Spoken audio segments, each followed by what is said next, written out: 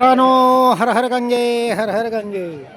मित्रांनो, आपण आता हरिद्वारवरून केदारनाथच्या दिशेने जात असताना या ठिकाणी मध्यभागी असं धारादेवी म्हणून खूप पवित्र आणि जागृत कालीमातेचं हे देवस्थान आहे. मित्रांनो, या देवस्थानाची खूप महती आहे.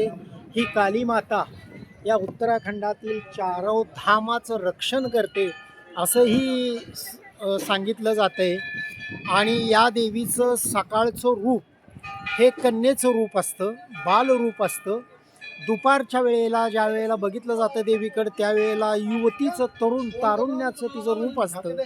आणि संध्याकाळच्या वेळेला तीच मूर्ती वयोवृद्ध अशा पद्धतीचं रूप तिचं बघायला मिळतं. अतिशय जागृत नवसाला पावणारी अशी ही धारादेवी माता. आणि आत्ताच आम्ही याचं दर्शन घेतलं. मित्रांनो, कॅमेरा पुढं नेणं अलाउड नाही.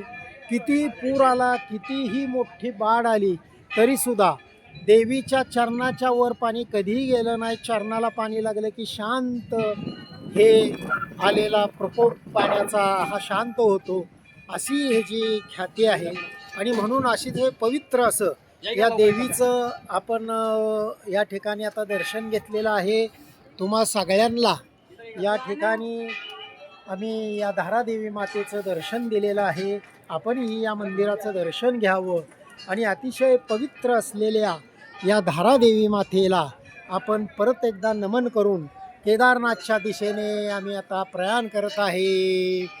जय केदारेश्वर महाराज की जय, बद्रीनाथ महाराज की जय, हर हर गंगे काली माता की जय.